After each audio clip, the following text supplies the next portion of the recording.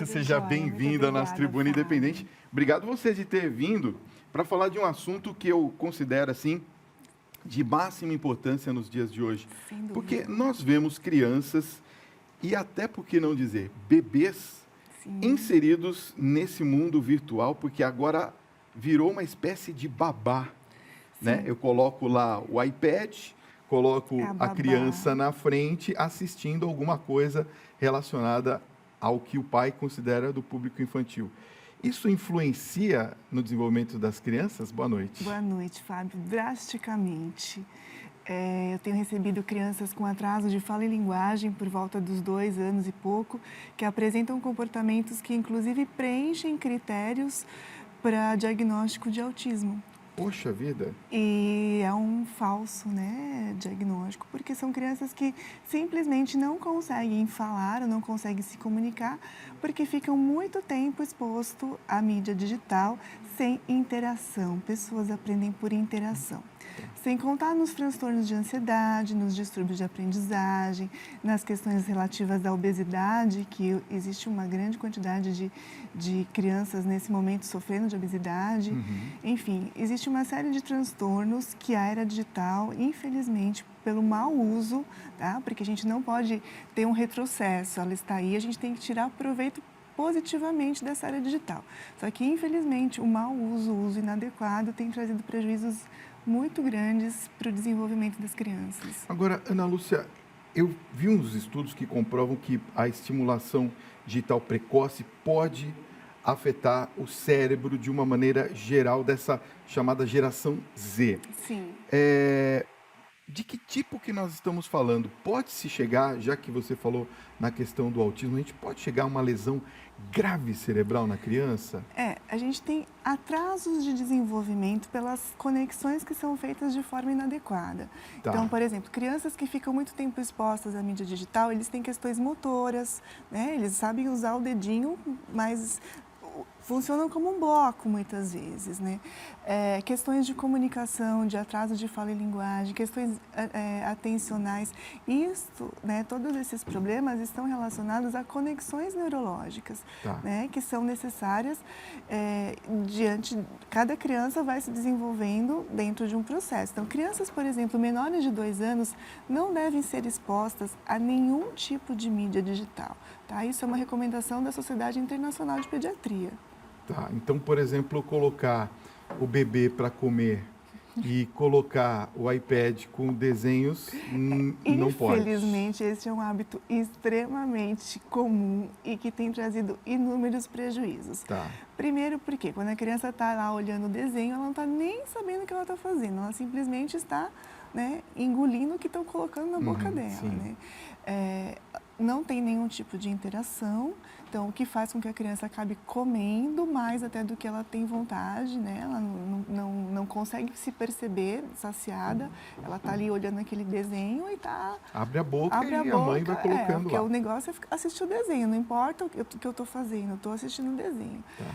A gente vê, por exemplo, nos restaurantes, eu fico muito triste quando eu vejo as famílias, cada um na sua mídia. E é cada vez mais frequente. Cada vez né? mais frequente, assim, difícil a gente ver uma criança com um livro.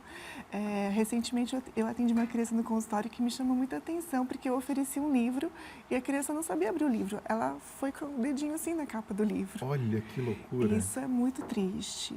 Com certeza. Porque ela nunca tinha visto um livro. Pois é. Você sabe que a gente costuma ouvir de tudo.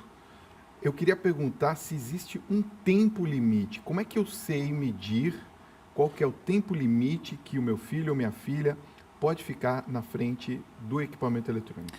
Menos de 2 anos, nada. Menos de 2 anos, zero.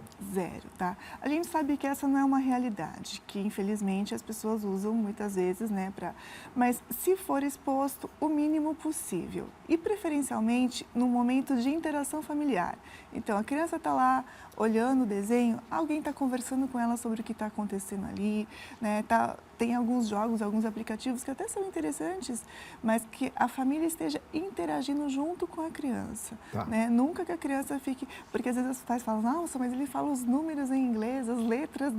Mas, gente, é papagaio, ele está simplesmente repetindo, sem função de comunicação, absolutamente... Ele não está aprendendo? Não, ele está repetindo, Tá. sem função de comunicação. Entendi. Né?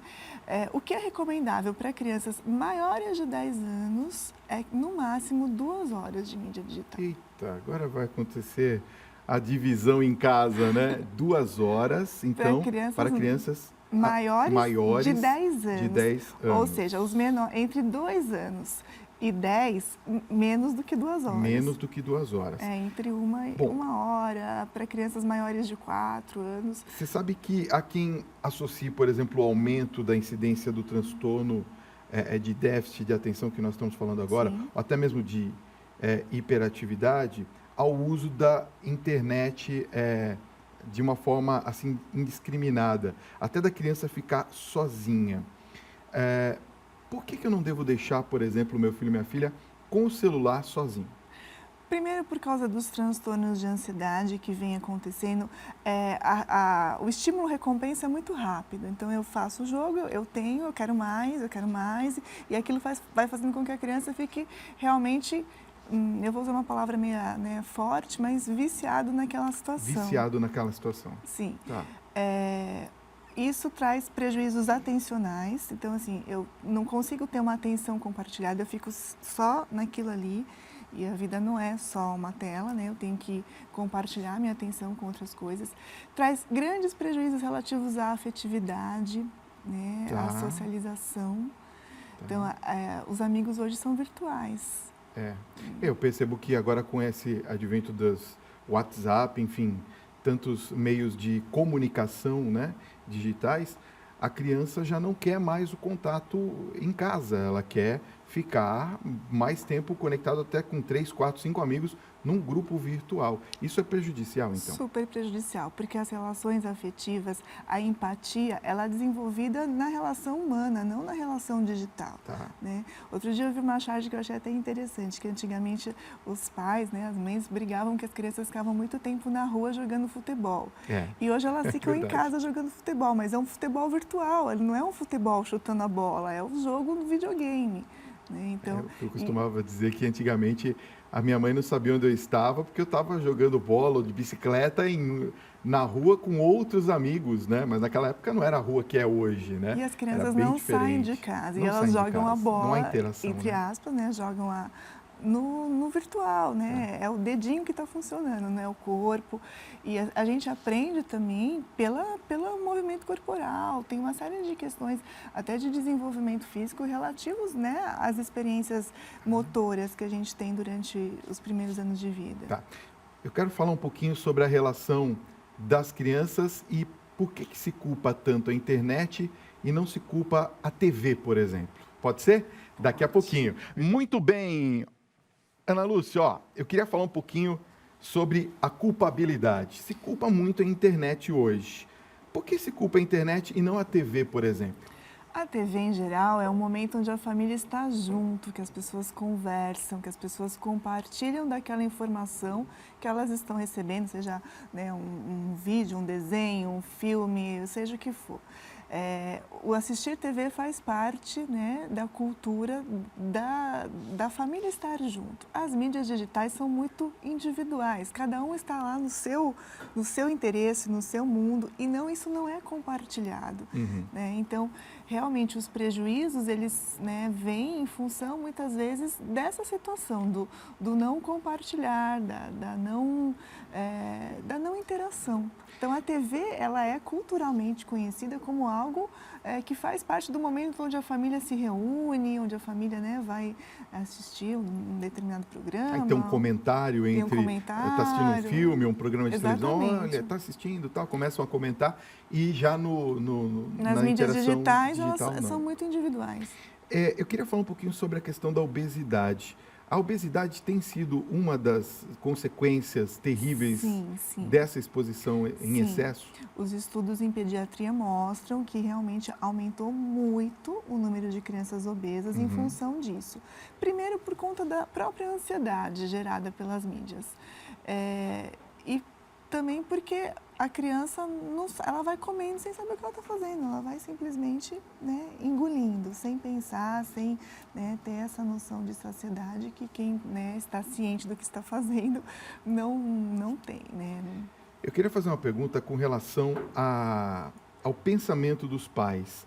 Porque se eu também chegar hoje, por exemplo, lá na minha filha e falar assim, você não pode mais ter acesso ao telefone, ela vai acabar se revoltando contra mim e vai falar, bom, eu vou fazer a hora que ele não estiver prestando atenção. Estou dando um exemplo que provavelmente as pessoas de casa passam. Como que eu faço para controlar a quantidade de tempo que o meu filho fica? Que maneira que eu posso utilizar? Existem até, inclusive, aplicativos que controlam esse tempo. Ah, é? Existem. Tá.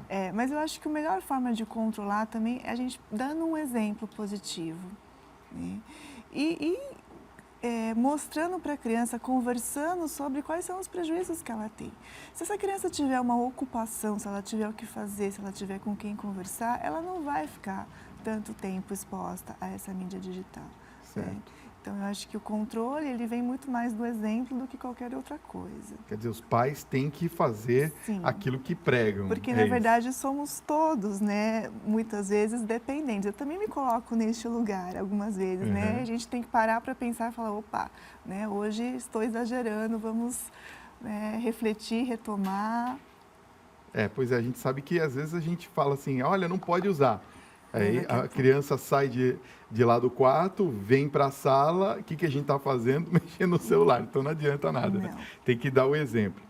Eu queria falar um pouquinho sobre a questão daquela iluminação emitida principalmente pelos smartphones, que diz que essa luz é uma luz que reduz a produção da melatonina, que é o hormônio indutor do sono. Sim.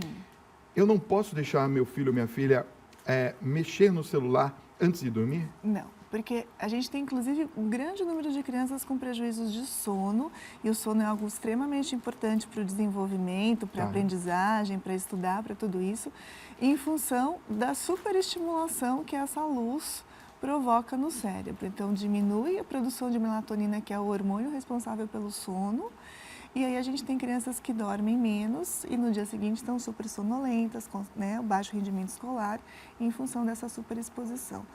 O cérebro continua funcionando como sempre foi, né? O que a gente está, né, expondo a essa superestimulação, em alguns momentos existe uma coisa positiva, mas todo o excesso, né, que tem sido colocado nos últimos tempos tem trazido prejuízos bastante significativos. Eu quero que você participe da nossa conversa. 11 95033 6870 é o nosso WhatsApp. Já tem muitas pessoas fazendo perguntas. Eu quero que você faça. Nós estamos ao vivo para todo o Brasil. São 9 horas, 2 minutos. Faça sua questão aqui, que eu quero que você também me ajude a entrevistar a nossa convidada dessa noite. Antes de eu fazer a pergunta dos telespectadores, eu queria falar sobre uma outra questão que me parece ser muito preponderante nos dias de hoje, os jogos virtuais. Você sabe que nós tivemos recentemente aí um problema sério com relação àquele jogo da baleia azul e tantos outros que levavam as crianças, inclusive, à questão do suicídio. Esses jogos de competição, de acúmulo de pontuação, como é que ele trabalha com relação à criança? Porque 90% do tempo a criança quer estar exposta a esses tipos de jogos. Dessas 2 horas, eu não posso deixá-la 2 horas jogando, é isso? Não, porque, na verdade, o que acontece? As crianças estão com baixa tolerância à frustração. Tá. E esses jogos realmente promovem isso. Quando ela perde, não é isso? Sim. Tá. Né? Então, essa baixa tolerância à frustração é o que vem causando uma série de distúrbios. Tem um dado importante de alguns estudos recentes que mostram que 7% dos conteúdos, né, que a gente encontra de vídeos mostram, né, promovem o suicídio.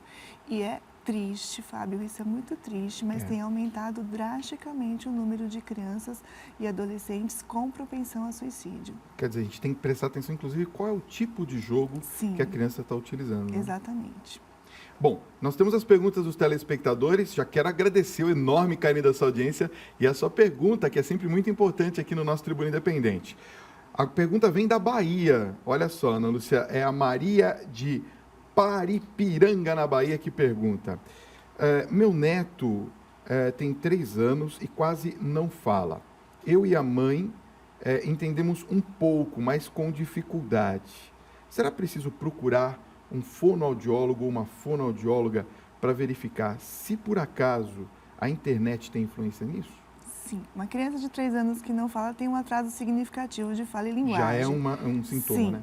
uma criança de 3 anos tem que falar frases, já tem que se comunicar bem. Então, se fala uma ou outra palavra e que não consegue se comunicar com as pessoas que estão ali próximas e que muitas vezes provavelmente entendem gestos e olhares, essa criança precisa de um cuidado agora, né? Já precisa ser exposta a um tratamento.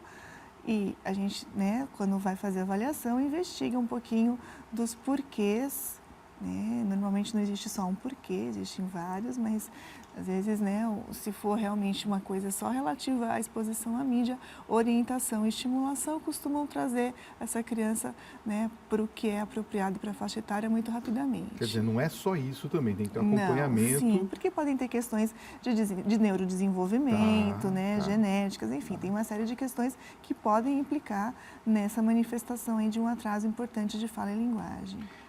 Tem uma pergunta aqui da Joelice de Ribeirão Preto, São Paulo, que eu vou incrementar a sua pergunta, tá bom, Joelice? Ela pergunta qual é a melhor maneira de instruir os filhos para lidar com o mundo online. E eu acrescentaria aqui, para que, inclusive, ela não se preocupe somente em estar conectada, mas em se relacionar com as pessoas. Não existe uma receita de bolo, né, Fábio? Assim, cada família tem seus valores, suas, né, questões. Eu acho que mais colo, né, estar mais próximo dos filhos, tentar saber o que está acontecendo, né, saber o que eles gostam de ver, compartilhar algumas coisas. Eu acho que a proximidade, as relações, a afetividade é sempre a melhor forma de entender o que está acontecendo com seu filho e ajudá-lo a entender os benefícios e os prejuízos dessa exposição à mídia. Tem que acompanhar, então, para saber exatamente aonde você pode orientar da melhor maneira, né? Porque às vezes a gente também não é só tirando aquilo da criança, né? E quando eu digo mais colo, eu não estou dizendo pegar a pessoa no colo, o bebê no colo. Os adolescentes também precisam de um colo, eles precisam né, de alguém que se interesse pelos interesses dele, que saibam o que está acontecendo, que compartilhem das angústias, porque realmente é uma fase difícil da vida. Então, eu acho que a proximidade da família, estar junto com os filhos, conversar a respeito daquilo que eles veem, daquilo que eles sentem, daquilo que eles conversam com os colegas, né, é a melhor forma da gente evitar prejuízos significativos e melhorar habilidades para a vida. Uma coisa que eu queria comentar antes da gente encerrar o nosso papo, que o nosso tempo já esgotou, mas o papo é muito bom, assim, né? Longo, porque é bom. Eu queria fazer uma pergunta sobre a questão das escolas. Muitas estão adotando as questões digitais, utilizando as mídias digitais como forma de aprendizado. Eu tenho que descontar dessas 2 horas de exposição diária também o que a criança está exposta na escola ou não? Muitas vezes, algumas escolas estão utilizando as mídias digitais para colocar livros, né? Então, a criança acaba lendo naquela mídia, naquele... essas 2 horas são mais as 2 horas de lazer, né? São as horas onde a criança fica mais no ócio digital. Tá? Quando a criança está estudando, fazendo uma pesquisa, isso não conta. Tá bom. E também eu posso permitir que a criança faça pesquisas digitais. Sim. Porque hoje a informação também está bem... Sim. Hoje, na verdade, latente, a escola é a mediadora de informação. Eles buscam informação rapidamente. E não tem jeito de evitar. Não. Às vezes meu filho traz algumas informações e fala, nossa, mas onde você da onde viu você isso? buscou isso, né? Ai, mãe, eu vi da internet. Tipo, você não sabe, né, mãe? Olha, Ana Lúcia Duran, fonoaudióloga, quero agradecer muito sua presença aqui no nosso programa. Quero passar os contatos. Olha, o site é www.fonoaudiologia.com.br.